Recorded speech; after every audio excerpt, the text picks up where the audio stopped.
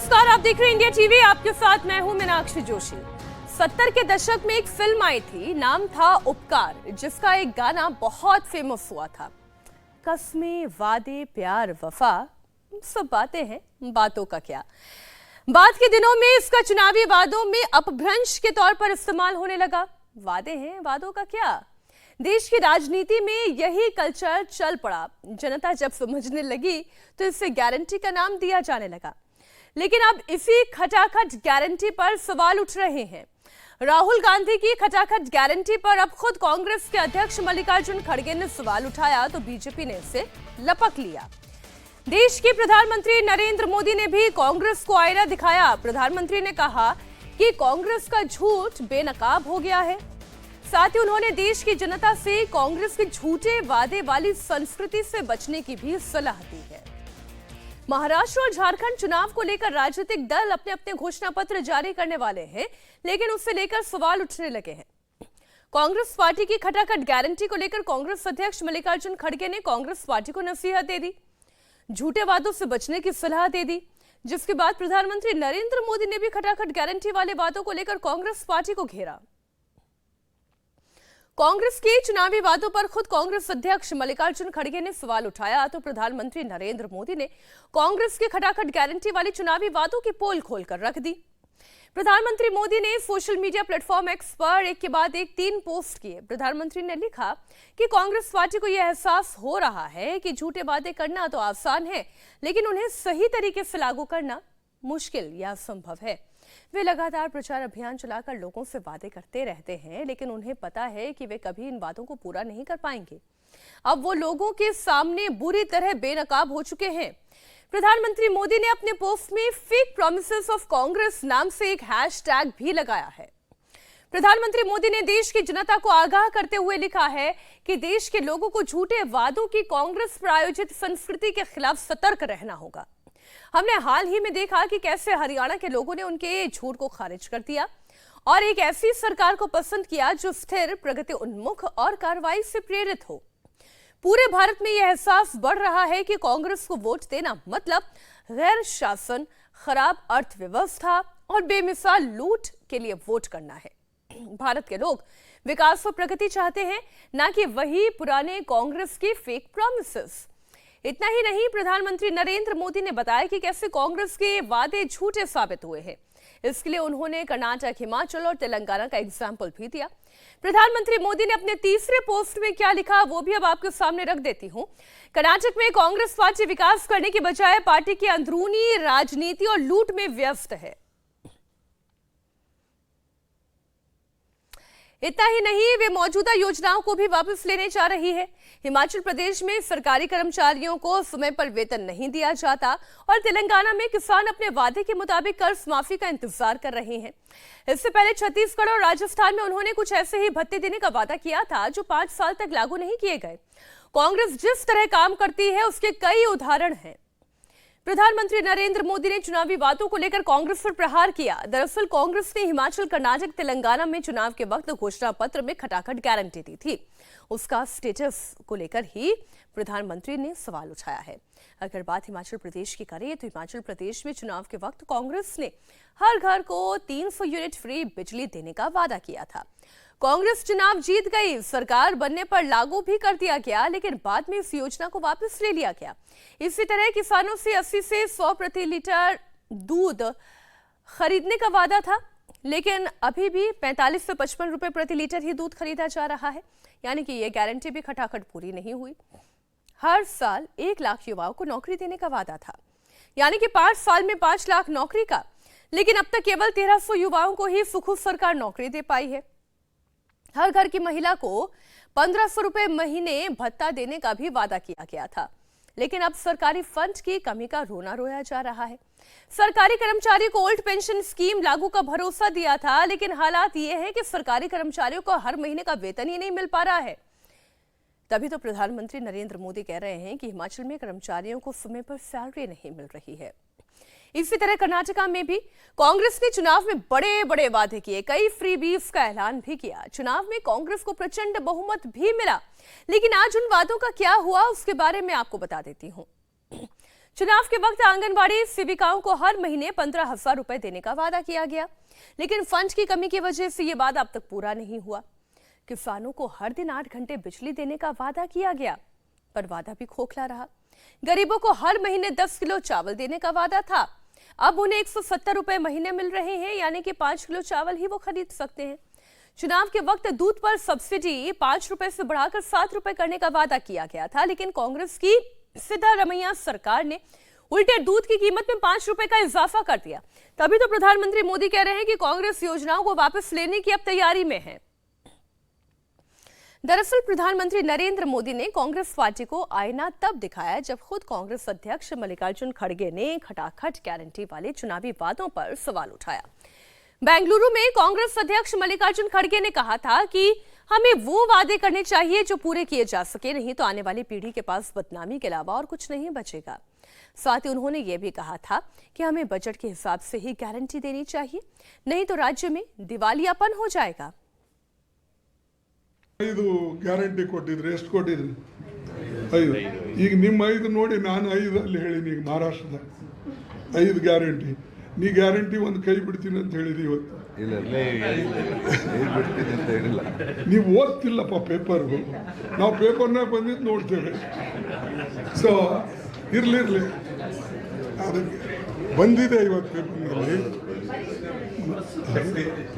ಆಯ್ತು ಕೇಳಿ, ಬೇರೆಯವರು ಹೇಳೋರಿಗೆ ಒಂದು ಒಳ್ಳೇದಾಯ್ತಲ್ಲ. ಸೊ ಅದಕ್ಕಾಗಿ ಯಾವುದೇ ಹೇಳಿ ಅದನ್ನು ನಾವು ಮಾಡಿ, ಈಗ ನಾವು ನಿಮಗೆ ಅನುಕರಣೆ ಮಾಡ್ತೀವಿ. ಅಲ್ಲಿ ಮಹಾರಾಷ್ಟ್ರದಾಗ ಯಾವುದು ಮಾಡಬೇಕಂದ್ರೆ ನಾ ಹೇಳಿದೆ 5, 6, 10, 20 ಹೇಳಕ್ಕೆ ಹೋಗ್ಬೇಡಿ. ನಿಮ್ಮಲ್ಲಿ ಏನು ಬಜೆಟ್ ಇದೆ ಆ ಬಜೆಟ್ ತಕ್ಕಂತೆ ಗ್ಯಾರಂಟಿಗಳು ಕೊಡಿ. ಇಲ್ಲ ಬಜೆಟ್ ಬಿಟ್ಟು ನೀವು ಗ್ಯಾರಂಟಿಗಳು ಕೊಟ್ಟರೆ ಇಲ್ಲಿ ದಿವಾಳಿ ಎದ್ದು ಹೋಗ್ತದೆ. ಈಗ ಒಂದು ಬಟ್ಟಿ ಮಣ್ಣು ಹಾಕಕ್ಕೆ ಸಡಕ್ ಮ್ಯಾಗಿಲ್ಲ, ಇದು ಇಲ್ಲ, ಎಲ್ಲರೂ ನಿಮ್ಮ ಮೇಲೆ ಬೀಳ್ತಾರೆ. ಆಮೇಲೆ ಈ ಸರ್ಕಾರ ಫೇಲ್ ಆದರೆ ಮುಂದಿನ ಜನರೇಷನ್ಗೆ ಏನು ಇಟ್ಟು ಹೋಗಲ್ಲ। महाराष्ट्र और झारखंड में चुनावी घोषणा पत्र जारी होने वाला है। उससे पहले कांग्रेस अध्यक्ष खड़गे ने पार्टी को नसीहत दी है, लेकिन इससे प्रधानमंत्री नरेंद्र मोदी ने लपक लिया और राहुल गांधी की खटाखट गारंटी वाली स्कीम का सच सामने लेकर आ गए, जिसके बाद सियासी संग्राम छिड़ गया। खड़गे को लगा कि गलत टाइम पर पार्टी को नसीहत दे दी है, तो फिर बैकफुट पर भी आ गए। खड़गे ने प्रधानमंत्री मोदी पर पलटवार किया और 7 सवाल पूछ डाले। कांग्रेस अध्यक्ष खड़गे ने बीजेपी को विश्वासघाती और जुमला वाली पार्टी बताया और पूछा कि हर साल 2 करोड़ नौकरियों के वादे का क्या हुआ? महंगाई लगातार क्यों बढ़ रही है? अच्छे दिन का क्या हुआ? विकास यानी कि विकसित भारत का सपना पूरा हुआ या नहीं हुआ? ना खाऊंगा ना खाने दूंगा का क्या हुआ? मैं देश नहीं झुकने दूंगा, इसका क्या हुआ? सबका साथ सबका विकास वाले वादे का क्या हुआ? मल्लिकार्जुन खड़गे सवाल पूछ रहे हैं, लेकिन बीजेपी खड़गे से माफी मांगने की मांग कर रही है। कांग्रेस पार्टी ने अपने अध्यक्ष के माध्यम से पहली बार स्वीकार किया है कि कांग्रेस के द्वारा जो होता रहा है वो जनता की आंखों में धूल झोंकने की बात रही है। क्या श्रीमान खड़गे साहब माफी मांगेंगे? जो तेलंगाना में हो रहा है, जो कर्नाटका में हो रहा है, जो हिमाचल प्रदेश में हो रहा है, और जिस तरह से तथाकथित इंडिया गठबंधन के लोग घोषणे का अंबार लगाने की बात कर रहे हैं महाराष्ट्र में, झारखंड में, ये क्या है? वहां भी वही होगा, जनता की आंखों में धूल झोंकने की बात होगी। तो कृपया करके आने वाले चुनाव में वहां की जनता भी समझे इस बात को कि आगे से ये उनके अध्यक्ष का वक्तव्य है, और वो जब घोषणा करें तो पहले पूछें इस घोषणा का आधार क्या है, बताओ करोगे कि नहीं करोगे? या वही होगा जो हिमाचल, कर्नाटका और तेलंगाना में हो रहा है। खड़गे के बयान के बाद बीजेपी को महाराष्ट्र और झारखंड चुनाव में बैठे बिठाए बड़ा मुद्दा मिल गया है। वो जनता से इंडिया अलायंस से सावधान रहने की बात कर रही है। तो वहीं कांग्रेस की सहयोगी पार्टी शिवसेना यूबीटी ने भी खड़गे के बयान का समर्थन किया है। उद्धव ठाकरे की पार्टी का कहना है कि वादे वही करने चाहिए जो पूरे किए जा सके। ये बात सही है खड़गे साहब की कि जो बात हम अभी घोषणा करने के बाद, हम सरकार आने के बाद पूरी नहीं कर सकते, वो आश्वासन नहीं देना चाहिए। सबसे पहले राज्य की ट्रेजरी में क्या बचा है वो भी देखना चाहिए। खड़गे साहब अनुभवी नेता हैं, मैं उनकी बात से सहमत हूं। इस बीच झूठे वादों को लेकर केंद्रीय मंत्री गिरिराज सिंह ने भी कांग्रेस पर बड़ा अटैक किया। गिरिराज सिंह का कहना है कि कांग्रेस झूठ की खेती से लोगों में भ्रम फैलाती है। राहुल गांधी और मल्लिकार्जुन खड़गे को देश से माफी मांगनी चाहिए। साथ ही झूठे वादों पर चुनाव आयोग से भी एक्शन लेने की मांग की गई। कांग्रेस झूठ की खेती, लोगों में भ्रम। इंदिरा जी ने कहा था कि हम गरीबी मिटाएंगे, लोगों ने बड़े उत्साह से नारा लगा, आधी रोटी खाएंगे, इंदिरा जी को लाएंगे। इंदिरा जी तो आ गई और जनता आधी रोटी खा के रह गया। ये आज हिमाचल हो, कर्नाटक हो, जहाँ जहाँ इनकी सरकार है, हर जगह इन्होंने झूठा वादा कर दिया।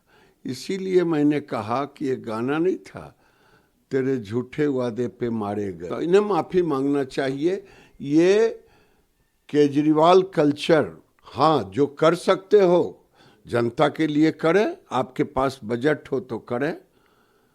पैसा, सरकारी सेवक को पैसा देने, तनख्वाह देने की पैसा नहीं हिमाचल में, कर्नाटक में। तो इलेक्शन कमीशन को चाहिए कि इस पर एक आचार संहिता की तरह एक लाना चाहिए कि जो पार्टी ये वादा करती है, अगर वो ना पूरा करे तो उसे उस राज्य में चुनाव लड़ने से वंचित कर दे।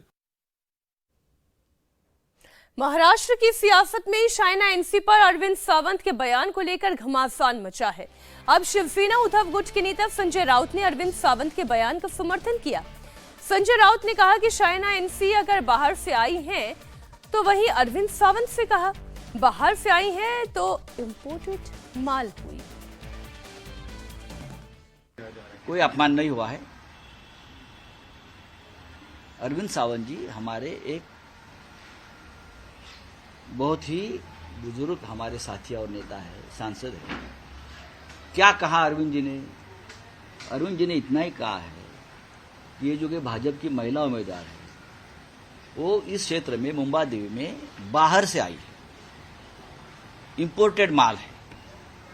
अगर इंपोर्टेड माल है बाहर का, उसमें महिला का अपमान कहाँ हुआ? आप सोनिया गांधी जी के बारे में क्या कहा था, प्रियंका जी के बारे में क्या कहा है आपने?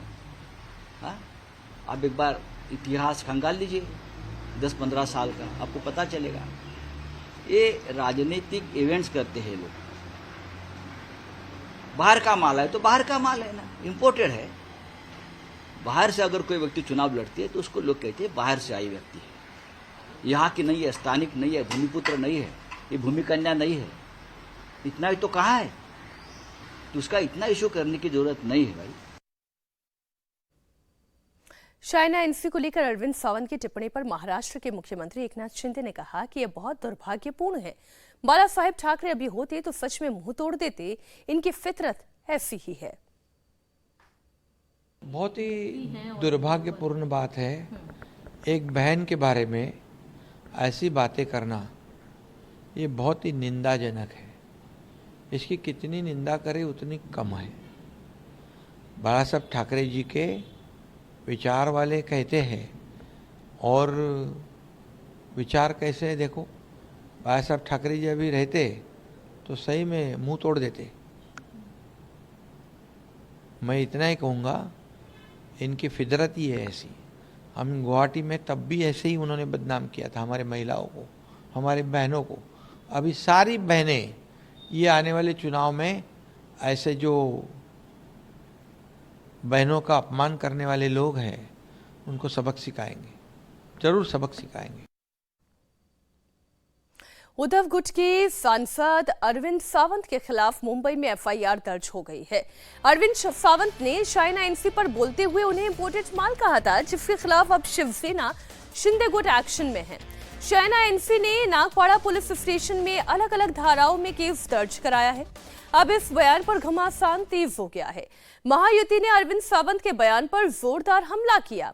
शिवसेना शिंदे गुट के कार्यकर्ता और नेता नागपाड़ा पुलिस स्टेशन पहुंचे, एफआईआर दर्ज कराई, हर हाल में माफी मांगने की बात कही। 20 नवंबर को महाराष्ट्र की जनता इस अपमान का बदला लेगी। कि उनकी हालत देखो ना भैया, जिंदगी भर वो भाजपा में रही, अब कहीं नहीं तो इनके दूसरे पार्टी में गई। और ये इम्पोर्टेड नहीं चलता, यहाँ इम्पोर्टेड माल नहीं चलता हमारे यहाँ ओरिजिनल माल चलता है, ओरिजिनल माल है हमारा। चाइना एनसी ने कहा कि किसी भी हाल में अरविंद सावंत को माफी मांगनी पड़ेगी। एफआईआर दर्ज हो चुकी है, अब कानून के मुताबिक एक्शन भी लिया जाएगा। लेकिन अरविंद सावंत ने कहा कि उनके कैरेक्टर पर हमला किया जा रहा है, वो मानहानि का दावा करेंगे। देवी की आशीर्वाद है, मैं महिला हूं लेकिन माल नहीं हूं। और हम जैसे प्रोफेशनल महिला हो, सक्षम महिला हो या कोई भी महिला, उनके प्रति आप अभद्र टिप्पणी करने वाले हैं तो ये एफआईआर दर्ज करके कानून अपना काम करेगी। ऐसे बात करना, किसी को ऐसे कैरेक्टर असैसिनेट करना, मैं किसी की माल नहीं हूँ। I am a daughter of Mumbai. I have my entire life and legacy in Mumbai. 20th नवंबर, 20 नवंबर को आपको मुंह तो जवाब मिलेगा। भैया मेरा तो एक पहली बात, इनका नाम ही नहीं लिया मैंने। किसी ने पूछा कैंडिडेट इधर क्या मैं बोला यहाँ इंपोर्टेड माल नहीं चलता, यहाँ देसी माल चल, यहाँ पर ओरिजिनल यहाँ बैठा है तो उसको भी मैंने माल कहा, तो माल मेरे कैंडिडेट को भी मैंने माल कहा ना। तो पुरुष स्त्री पर ऐसा है क्या, भेद है क्या? वो भी तो माल कहा। तो माल शब्द हिंदी है, उसका गलत, आपकी नजरिया और बुद्धि अगर भ्रष्ट होगी तो गलत तरीके से देखोगे। ऐसी पार्टी में आप लोग हो और आप हमें लांछन लगा रहे हो। मैं तो उल्टा कहूंगा, मुझे बदनाम कर रहे हो आप। अरे ये कौन सी तरीका है बदनाम करने का? पैरों तेरे जमीन हिल रही है तो डिपॉजिट भी नहीं रहेगा, तो कुछ नया नया नाटक करके लोगों को पब्लिसिटी करनी है। महाराष्ट्र के चुनावी दंगल में प्रचार का ये जोर शोर आपको भी दिखाई दे रहा होगा। महायुति और महाआघाड़ी के बीच में ये सीधी फाइट है। बीजेपी, शिवसेना, शिंदे गुट और एनसीपी अजीत पवार गुट एक खेमे में है। विपक्ष की ओर से उद्धव ठाकरे, शरद पवार, नाना पटोले की तिकड़ी दम भर रही है। दोनों ही गुट एक दूसरे को टारगेट कर रहे हैं। मुख्यमंत्री एकनाथ शिंदे ने वोटिंग से ठीक पहले उद्धव ठाकरे पर सबसे बड़ा अटैक किया। शिंदे ने अपने ताजा इंटरव्यू में कहा कि उद्धव ठाकरे विचारधारा के खिलाफ गए, इसलिए उनकी सरकार को पलट दिया। उद्धव ठाकरे को बहुत समझाया, लेकिन वो निजी स्वार्थ और मोहमाया के जाल में फंसे रहे। मुख्यमंत्री बनने की चाहत में उद्धव ने एक नहीं सुनी और कांग्रेस के साथ गए, जिसके खिलाफ हमेशा बाला साहेब ठाकरे लड़ते रहे। शिवसेना टूटने की कगार पर आ गई थी। ऐसे में सरकार पलटने के अलावा और कोई रास्ता नहीं था। जब राज्य में महाविकास आघाड़ी एमवीए की सरकार थी, उसमें भी मैं था, लेकिन जो सरकार बनी थी वो बाला साहब ठाकरे जी के विचारधारा के विरुद्ध बनी थी। शिवसेना भाजपा का गठबंधन था, गठबंधन की सरकार होनी चाहिए थी। हमने हमारे मुखिया को बहुत काफ़ी समझाया, लेकिन उन्होंने मुख्यमंत्री सीएमशिप पाने के लिए कांग्रेसियों के साथ गठबंधन कर दिया, गठजोड़ कर दी। निजी स्वार्थ जागरूक होने के बाद मोह माया के जाल में फंस गए और सरकार उन्हीं के साथ बना दी। लेकिन हमारी लाख कोशिशों के बावजूद नहीं हुआ और दुर्भाग्यवश हमारे शिवसेना पार्टी का जो नुकसान हो रहा था, शिव सैनिकों का नुकसान हो रहा था और शिवसेना पार्टी खत्म होने के कगार पर जब चलने लगी, तब हमने निर्णय लिया कि इस महाराष्ट्र की जनता की आवाज़ क्या है। महाराष्ट्र की जनता को शिवसेना भाजपा का गठबंधन सरकार चाहिए। और हमारे विधायक जो है वो भी काफ़ी त्रस्त थे, उनके चुनाव क्षेत्र में कुछ काम नहीं हो रहा था और इसलिए हमने सरकार पलट दी। सीएम शिंदे ने नवाब मलिक की उम्मीदवारी पर भी बयान दिया और कहा कि जो स्टैंड हमारा पहले था आज भी वही है। नवाब मलिक के खिलाफ हमने कैंडिडेट भी उतार दिए हैं। अब अजीत पवार के जवाब का वेट कर रहे हैं। 4 नवंबर तक अजीत पवार क्या कदम उठाते हैं। 4 नवंबर तक नामांकन वापसी की लास्ट डेट है। ऐसे में नवाब मलिक को महायुति में टेंशन जारी है। भूमिका पहले से वही थी, वही है। हमारा तो कैंडिडेट भी खड़ा है उधर। तो आप लोगों की क्लियर है स्टैंड? क्लियर